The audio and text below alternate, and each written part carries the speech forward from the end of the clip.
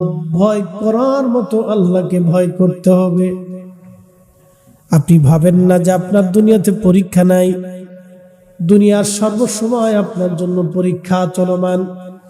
মুয়াজ্জিন যখন বলবে হাইয়া আলাস সালাহ, তখনই বুঝবেন পরীক্ষা শুরু হয়ে গেছে। কে মসজিদে যায়, কে যায় না, আল্লাহর দরবারে সেদিন ফয়সালা হবে। মনোযোগ দিয়ে দেন, হাসরের মাঠে পাগল দাঁড়াবে। আল্লাহ বলবে, ও পাগল, দুনিয়াতে আমার বিধান কেন তুমি মানো নাই? পাগল বলবে, আল্লাহ, আমি মস্তিষ্ক বিকৃত ছিলাম, যদি সুস্থ থাকতাম তাহলে দুনিয়ার মধ্যে তোমার ফয়সালা মানতাম। এমনও মানুষ আছে যাদের কাছে কালেমার দাওয়াত যায় নাই। পৃথিবীর এমনও জনপদ আছে যেখানে কালেমার দাওয়াত পৌঁছায় নাই। ওরা মারা যাবে, হাসরের মাঠে দাঁড়াবে। আল্লাহ পাক বলবে, তোমরা কেন আমার বিধান মানো নাই? ওরা বলবে, রব, আমাদের কাছে কালেমার দাওয়াত যায় নাই, যদি যাইতো আমরা কালেমার দাওয়াত মানতাম। শিশুকালে যারা মারা যায়, আল্লাহ বলবে, ও আল্লাহ, আমার বান্দা, কেন তুমি আমার বিধান মানো নাই? বলবে, রব, শিশুকালেই তুমি আমাকে ডেকে নিয়ে আসছো তোমার কাছে, যদি বড় হয়তো আমার বুঝতাম আর আমার কাছে কালেমার দাওয়াত আসতো, আমি অবশ্যই সেই দাওয়াত মেনে নিতাম। আল্লাহ এই পাগলকে দাঁড়া করাবে, যাদের কাছে দাওয়াত পৌঁছায় নেই তাদেরকে দাঁড়া করাবে, ওই শিশুদেরকে আল্লাহ দাঁড়া করাবে। দাঁড়া করায় বলবে, হে আমার বান্দারা, আমি আল্লাহ হুকুম দিলাম, এক্ষুনি তোমরা সব জাহান্নামে চলে যাও, যাও তাড়াতাড়ি চলে যাও, তোমাদেরকে জাহান্নাম দিয়ে দিলাম, তোমরা জাহান্নামে চলে যাও। ওই মানুষদের ভিতরে একদল মানুষ জাহান্নামে দৌড় দিবে, আর একদল মানুষ দাঁড়ায় থাকবে।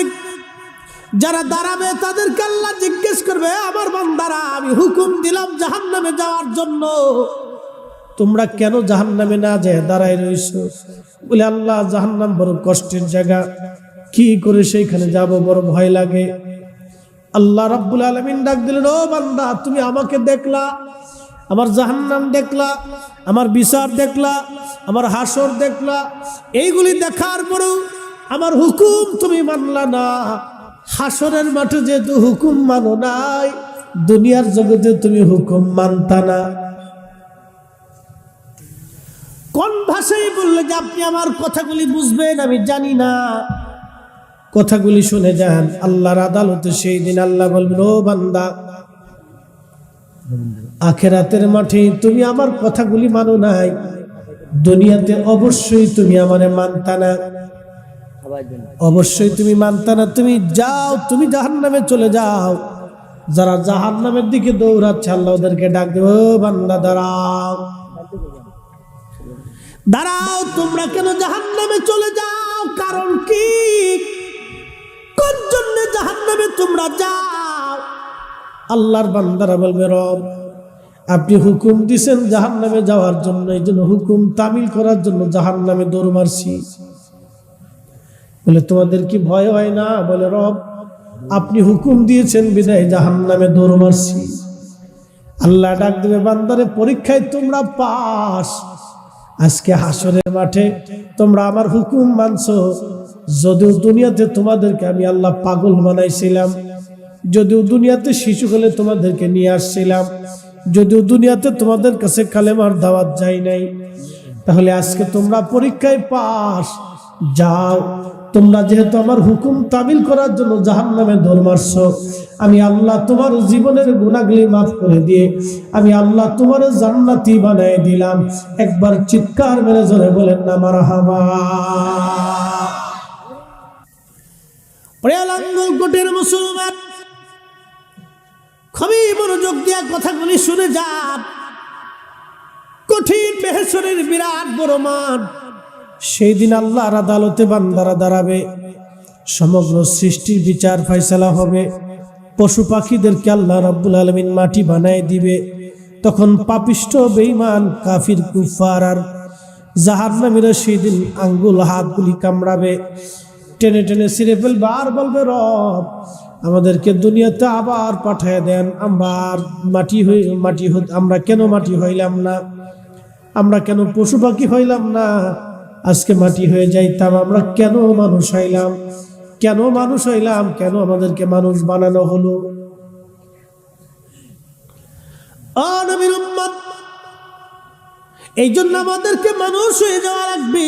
আল্লাহর আদালত থেকে নিষ্কৃতি পাওয়ার কোনো রাস্তা নাই। মালিক ইয়াউমিদ্দিন, আল্লাহ বলেন বিচার দিনের মালিক আমি। তুমি হাজার চেষ্টা করলেও সেই দিন আমার সাথে বাতাল বাহানা চলবে না।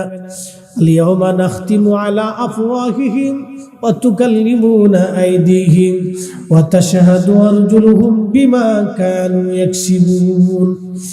আল্লাহর জবানে, আল্লাহর কোরআনে আল্লাহ বলেন, তোমার জবানে মোহর মেরে দেব আমি আল্লাহ। তোমার জবান দিয়ে কথা বলার শক্তি থাকবে না। তোমার হাতগুলি তোমার বিরুদ্ধে সাক্ষ্য দিবে, তোমার পাগুলি তোমার বিরুদ্ধে সাক্ষ্য দিবে, তোমার অঙ্গ প্রত্যঙ্গগুলি তোমার বিরুদ্ধে সাক্ষ্য দিতে থাকবে। বান্দা পালানোর কোনো রাস্তা নাই, পালানোর কোনো রাস্তা নাই। সেই দিন আমার দেহ, মন, প্রাণ, আমার হাত পা, আমার অঙ্গ প্রত্যঙ্গ, সেই দিন কেউ আমার আপন হবে না, আপন হবে না, আপন হবে না। সবাই সেই দিন আমার বিরুদ্ধে সাক্ষ্য দিতে থাকবে। ও লাঙ্গলকোটের মুসলমান, অতএব হিসাব কষে কবরে যাওয়াটা বুদ্ধিমানের কাজ। যারা হিসাব কষে কবরে যায় তারা বুদ্ধিমান, তারাই কামিয়াব, তারাই সাকসেস। অতএব আমাদেরকে মানুষ হয়ে, মুসলমানের মতো মুসলমান হয়ে কবরে যাওয়া লাগবে। কথা বলেন ঠিক কিনা? মুসলমান, এই জন্য আপনাদেরকে বলি, আমাদেরকে মানুষের মতো মানুষ হতে হবে, আল্লাহকে ভয় করতে হবে। কিভাবে আল্লাহকে ভয় করবেন? একটা ঘটনা না বললেই নয়। ভয়টা কিভাবে করবেন একটা ঘটনার মাধ্যমে আপনাদেরকে শোনাই, কি করে আপনারা আল্লাহকে ভয় করবেন। হযরতে ওমর রাদিয়াল্লাহু আনহু রাতের আধারে ঘুরে ঘুরে তিনি সারা এলাকা দেখতেন, কে খায় কে খায় না, কে ঘুমায় কে ঘুমায় না। হযরত ওমর ঘুরে ঘুরে ঘুরে ঘুরে দেখতেছিলেন। এক বদু এলাকায় চলে গেলেন, বেদুইন পল্লীতে। যাওয়ার পরে লক্ষ্য করলেন একটা ঘরের মধ্যে আলো জ্বলে। চিন্তা করলেন ব্যাপার কি, ঘরের মধ্যে কেন আলো জ্বলে? হযরত ওমর চলে গেলেন ওই ঘরের মধ্যে ওই আলো দেখার জন্যে। হযরত ওমর যাওয়ার পরে লক্ষ্য করলেন এক মহিলার কণ্ঠের আওয়াজ আসে, মা, দুধের সাথে পানি বেশি করে মিশাও। মেয়েটা জবাব দিল, মা, দুধের সাথে পানি মিশাবো না। ওমরের গোয়েন্দা যদি জানে সকালবেলা কালকে বিচার হবে। মেয়েটি ডাক দিয়ে বলল, মা, দুধের সাথে পানি মিশাবো না। কিন্তু মহিলা বলতেছে, না মা, দুধের সাথে তুমি পানি মিশাও, ওমরের গোয়েন্দা জানবে না। তখন ওই মেয়েটা ডাক দিয়ে বলল, মা, ক্ষমা করবেন, ওমরের গোয়েন্দা যদি নাও জানে, আমার মালিক, আমার আল্লাহ জানে। চিৎকার মেরে জোরে বলেন আল্লাহু আকবার। বাজান, এখানে মিরস্যার হুজুর বসে আছেন। ওনার পূর্বপুরুষ যারা ছিলেন তারা এই জমিনে মানুষের মাঝে দাওয়াত পৌঁছাইছেন। টুপি যার ছিল না টুপি পরিয়েছেন। অনেক মানুষকে মাসালা শিখিয়েছেন, জিকিরের তালিম তরবিয়ত দিয়েছেন। অনেকের কালেমার জিকিরের তরবিয়ত দিয়েছেন, দিন শিখিয়েছেন।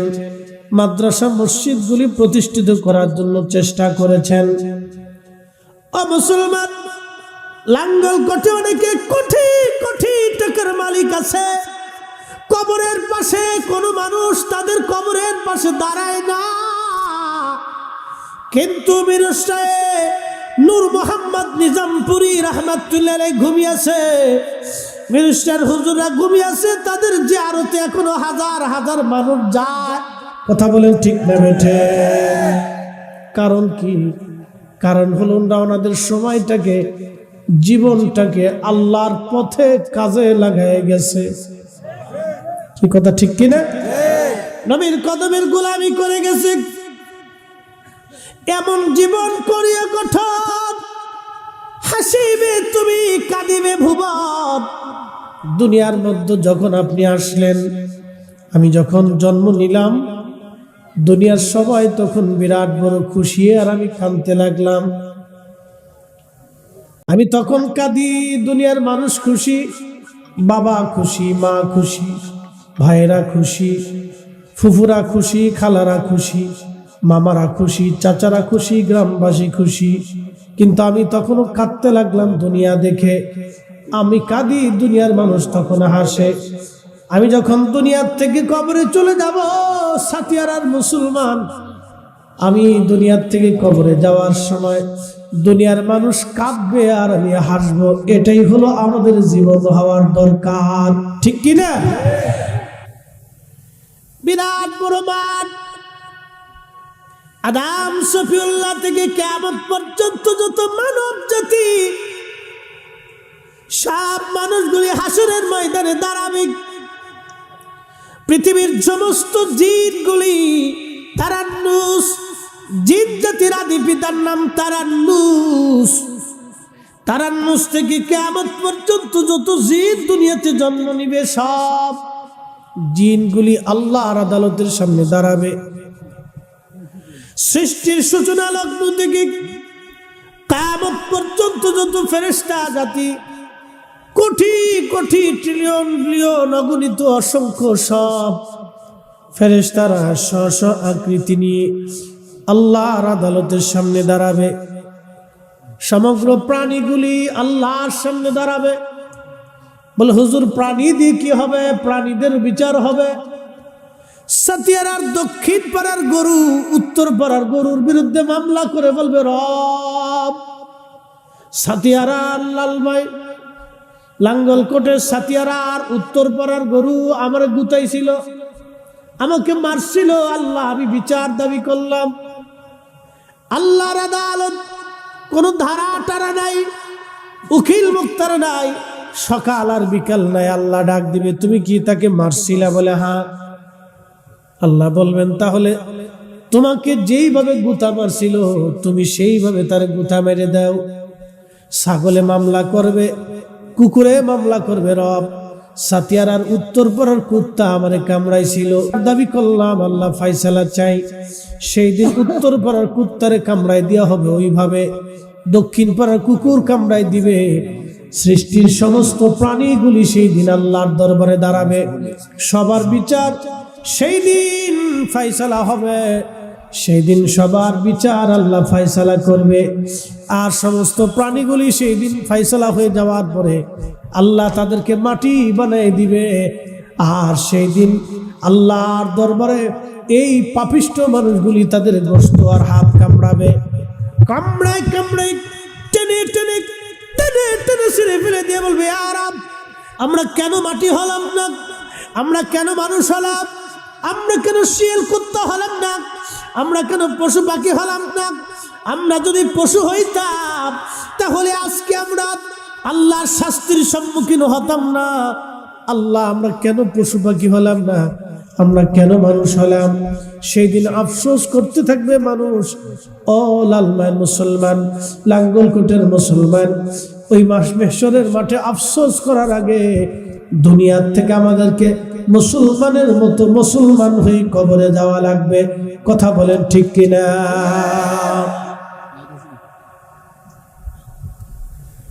হাসরের কঠিন মাঠে আফসোস করার চাইতে দুনিয়ার জগৎ থেকে আমাদেরকে মুসলমানের মতো মুসলমান হয়ে যাওয়া লাগবে। আল্লাহর কোরআন বলে, আইয়ুহাল্লাযীনা আমানু তাকুল্লাহা হাক্কা তুকাতিহি ওয়া লা তামুতুন্না ইল্লা ওয়া আনতুম মুসলিমুন।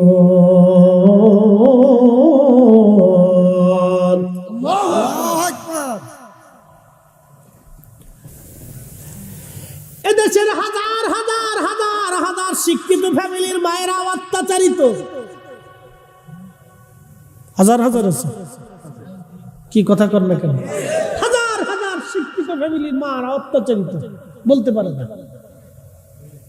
নীরবে বেটার বউয়ের যন্ত্রণা সহ্য করে। একটা মা 60 বছর পরিশ্রম করে সংসারে কি বেটার বউর যন্ত্রণা সহ্য করার জন্য? একটা বাবা 60 বছর ধরে কি পরিশ্রম করে বেটার বউর যন্ত্রণা সহ্য করার জন্য? নীরবে, কিন্তু বলতে পারে না। কোন আদালত নেই, আইন নেই তো। কোন আদালত? কার কাছে বলবে? বলতে গেলে লজ্জার বিষয়, নীরবে সহ্য করে। বহু আছে, অনেক আছে। কিন্তু এই কোরআন কি বলছে? এই কোরআন 1450 বছর আগে আমাদেরকে শিখেছে, ইম্মা ইয়াবলুগান্না ইনদাকাল কিবার। কোরআন কি বলতেছে? যখন তোমার পিতামাতা বৃদ্ধ হয়ে যায়, বাসায় একটা লোক উঠবেন না, বসতে। এই অল্প সময় ফেসাবে দিলে তো মুশকিল। কথা তো বুঝে যাওয়ার দরকার, কথা ঠিক কিনা? একবারে বেশি রাত্রে করে ওয়াজ করতেছি না, ভয় নাই।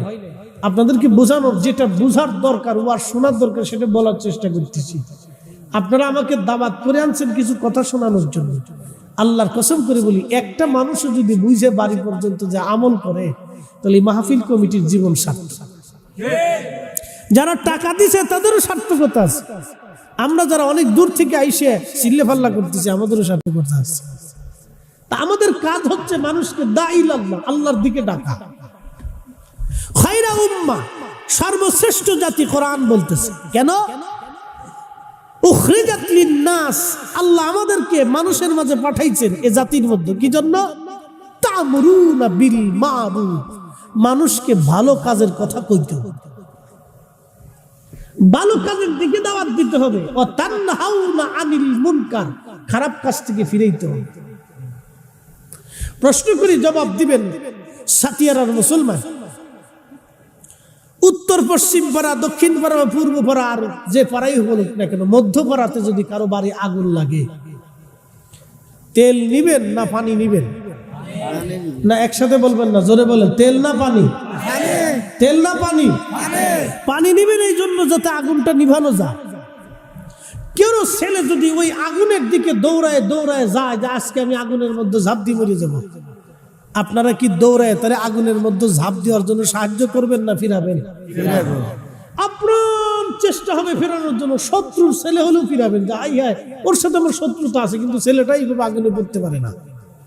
তখন হৃদয়ের ভিতরে মানবতা আসে, না তারে ফিরাইতেই হবে, তারই আগুন থেকে ফিরাইতে হবে।